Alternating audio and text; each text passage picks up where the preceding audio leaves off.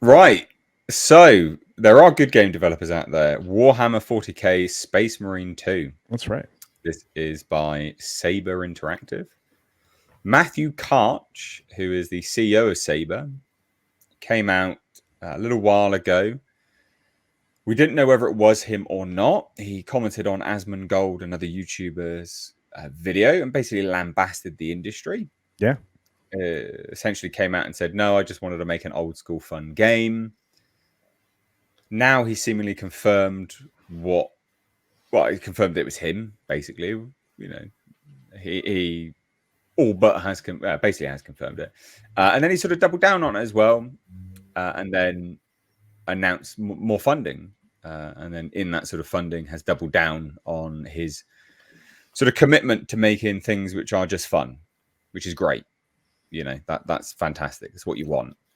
So what am I talking about? Well, a little while ago, he allegedly said this on a video. Hey man, CEO of Saber here. I love your videos. When we signed the deal to make Space Marine 2, all I wanted was a throwback game. We had the chance to work on something which by its nature was old school. I can't even comprehend many of the current games that we play these days. They're too complex, too much of an investment. We worked on Halo back in the day, and that game could be distilled down to the simplest of shooting loops, but it was entirely addicting, and that is what we wanted to recapture. So just a simple first-person shooter, or that sort of element anyway. I hope that games like Space Marine 2 and Wukong are the start of a reversion to a time when games were simply about fun and immersion. And then this is the damning part. Well, it's all pretty damning, to be honest. I spent some time as chief operating officer at Embracer, and I saw games there that made me want to cry with their overblown attempts at messaging or imposing morals on gamers. We just want to do some glory kills and get the heart rate up a little. For me, that is what games should be about. So this is that said comment on Asmongold's video. And basically, someone posted something on LinkedIn. So Ilya Eremiv, who's the Games Fund founder, praised the CEO of Saber on LinkedIn. Says, one of the coolest things I've read recently, Warhammer 40k Space Marine 2 is a badass game. We played it in co-op with Maria Kochmola and had tons of fun. So refreshing to see Matthew Karch engaging with a community-based CEO. I wish big companies will hear the community and their customers, players, not just shareholders. And then he replied, says, whoever wrote that seems pretty sharp, which is, it's pretty much a confirmation that, yeah, he wrote it. And then continued basically in doubling down on all of this and said, Karch revealed, so on top of this comment, he said, Space Marine 2 has wildly surpassed Saber Interactive's projections for the game. In fact, the success of the game led to Aleph Capital Partners and Crestview Capital Partners to fund Saber Interactive. After our departure from Embracer, we've been working on finding a partner with resources to help Saber grow and with the foresight to believe in our business plan. On the heels of our release of Space Marine 2, which has already wildly surpassed our projections, we are proud to announce that we have taken on 2 equity investors, Aleph Capital Partners, Crestview Capital Partners. I can't express how happy I am to have gotten this done and how excited I am to be working with Jamie and Brian. This is a new chapter in Saber's history, and we're well equipped to change the face of the gaming industry. We could not have gotten here without the support of Lars, Kiki, Jacob from Embracer. I have and always will consider them to be part of the family. And of course, a massive thanks to my brother, blah, blah, blah. It says this is the closing part. It's a bit long-winded, do apologize. Saber is committed to changing the way we make and deliver games. Gone will be the days of 100 million budgets and the nickel and diming of gamers. Our industry has been stuck in the Jurassic era of bloated budgets, risk-laden releases for way too long. With Crestview and Aleph by our side, we're poised to change that. That's brilliant. So a few things, I guess, that jump out to me anyway, and I said this in another video I did, is that, there's this commentary here saying about Embracer trying to, impose morals on gamers and things like that. Like, these companies that do this, it's there's a disconnect between shareholders and players, because the shareholders in the company are now big mega corporations like BlackRock and Vanguard, and so they do actually their explicit intention is to elicit a societal change, right? They are trying to coerce a moral change in the player, whereas actually there shouldn't be this opposition between players and shareholders, because if as a company you get to the point that you can even get shareholders, it means that you've given players what they want over a period of time, and the company's good enough, obviously. So if you just kept giving the players what they wanted, you'd be giving the shareholders what they wanted, which is a return on their investment, because you'd be making money. But the problem comes now when you have these big companies that just have mindless fu money, and their explicit intention is to generate a societal change. It is to push people's morals in a certain direction. But that's that sort of opposition element. It should never have been there to begin with. These companies are the worst thing for this industry, the absolute worst thing. But I just thought that was interesting anyway, and just overall, based good, just wants to create a game that people just want to enjoy. I mean, that's why do you sit at a computer or on your couch? Like, I don't want to sit there and be lectured on pronouns by some dipshit alien in space. Like, no thanks. I can go down to Disney apparently and get that now, or I can switch on any TV program and have that, because it's everywhere. I just want escapism. There's no escapism anymore. So kudos to Space Marine 2 and Saber for wanting to change the face of the industry. So over to you, either. Yeah, I mean, particularly in the 40k universe, right? I played 40k ever since I was, I don't know, 9 years old or something, and familiar with the lore and all sorts of stuff, the universe quite a lot. It's sort of pure escapism. It's the last place where you crowbar in sort of diversity and equity. The idea of equity in the 40k universe, like the darkest of dystopians where there is only war, but things should be fair though. But things should also be fair. Yeah, no, it sounds good. I mean, if they do what they say, I did see someone in the comments say, who are those two equity companies though? Like who controls them and how much say will they have over things? That is, of course, a decent question. But the only other thing I would add is, why do they always make them ultramarines?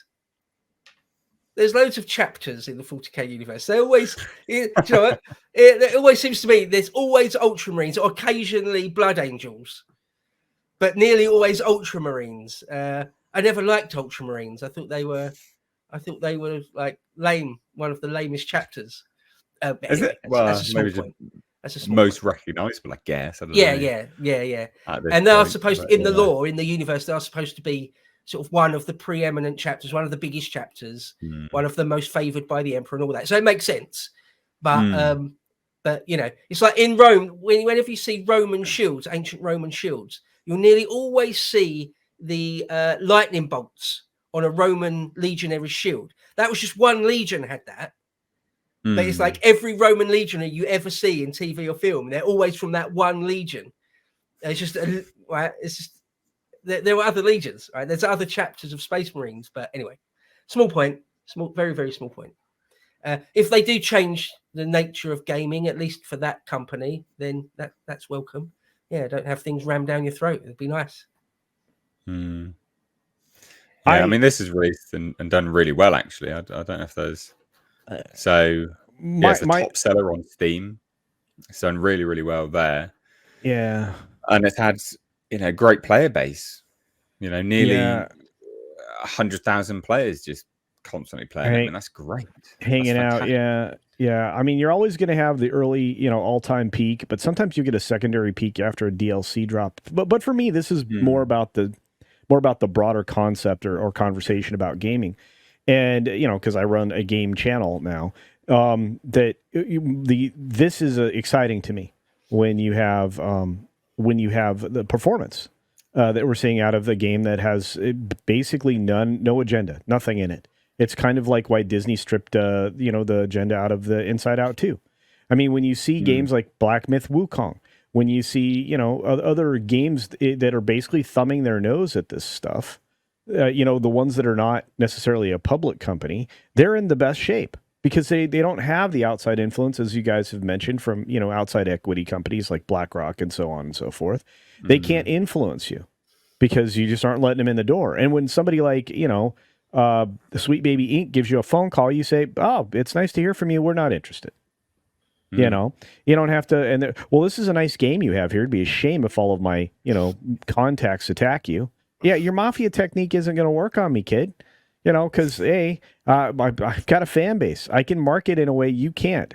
I can say in my thing that this is a pure escape old school game. No agenda inserted. You open a whole new set of doors. And believe me, this guy knows what he's doing. I mean, to come out and go on an Asmongold video, duh. I mean, duh. you know? And then at the same time to follow up elsewhere. Look, you're spilling the beans that you're going to make good games. And they're not going to cost that much. They're going to be creative. They're going to be fun. And you become a winning studio overnight that way. I mean, I don't know why more studios aren't doing that. Embracers, damn fools. They've literally destroyed 5 studios this year. Anyway, that's neither here nor there. Yeah, they really have, actually. Saints Row was Embracer, wasn't it? I think. Oh, yeah. They acquired Volition. Volition's no more. That studio's gone. It's madness to think. Like, Saints Row was a relatively large IP. Enormous. And it took one game. One game. The gamers told them, don't do this. And what did they do? It's the same thing that happened with Concord. We don't care what they say. It's this tiny little fraction of the audience. No, it is not. It's the majority of the audience. Look, I know there are lady gamers that play PC and console games. There's just not 50% of them. That whole 50% of gamers are ladies is talk about phone games. Playing Candy Crush and stuff like that, right? Who wants to dress up Barbie stuff, right? Dudes ain't playing that. Sims. I don't know. I mean, it's like, yeah, well, I mean, dudes used to play Sims until they went whack-a-doodle-doo. Oh, they got as well. Yeah. I haven't played Sims since like 2003 or something. So, of course it has. Yeah, it went whack-a-doodle-doo. I mean, and now I think in Sims 4, if you want to get some top scars, you can get those added to your character. No way, really? Yeah. You are joking. Really? No. I'm also no. And not to mention the fact that the latest, oh gosh, what is it? It's a fantasy game. It's coming out soon. The Veil Guard. The Veil Guard is coming out. And it is, that one is going to give you the ability to have top scars in a fantasy game. In an established lore.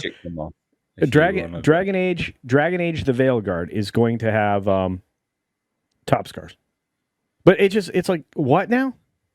It's like, okay, so it's just vile. Well, you're catering to this tiny little fraction of an audience, and at the same time, there are some portions of your audience, and it's just say, piss off. Those are not equal numbers either. Some portions, you mean the majority? Well, I'm just going to say you're going to piss off more people than you are going to endear yourself to. So it's a no-win game. It's a constant pursuit of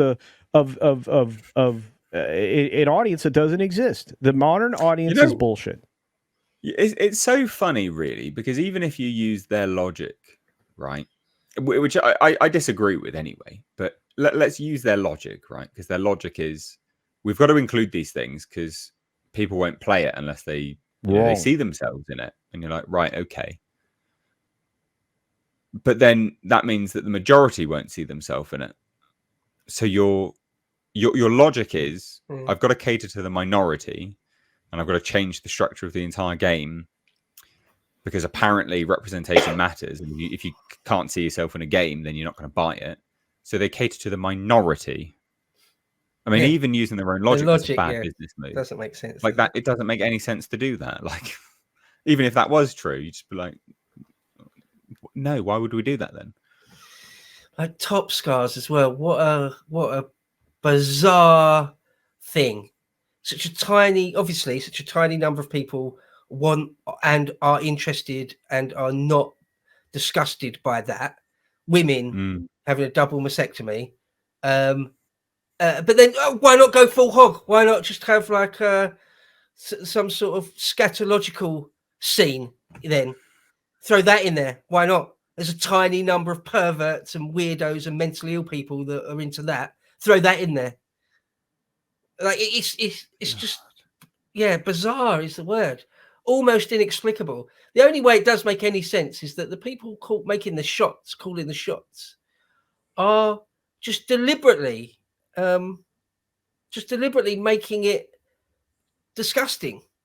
Yeah. There's no other explanation. There's literally no other explanation. As you say, the logic of it doesn't add up. Just doesn't add up. It needs to be inclusive. So we'll include this tiny fringe, disgusting thing. What? What? Yeah. They've got to see themselves. Got to. Fine. Ridiculous. Well, that's a brand new. That's a brand new introduction into our culture too. Which it's a bullshit statement. They got to see themselves. No, they don't. I have been playing shit that wasn't me my whole life. Right? Yeah. So I don't see myself in Pac-Man. I don't see Tomb Raider.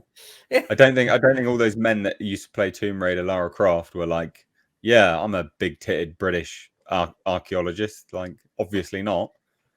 Yeah, I'm happy not to see myself. That's one of the elements of escapism. That you escape sort of fundamental elements, actually. Right? Yeah. I'm not interested in seeing the exact representation of me in fiction. Yeah, it's fine. Good. Anyway, unbelievable. Well, there you go. I mean, it'll be interesting to see what happens. But kudos to Space Marine 2. Massive. I have a mirror. Yeah, I saw that comment, so that's quite funny. Yeah. That's brilliant.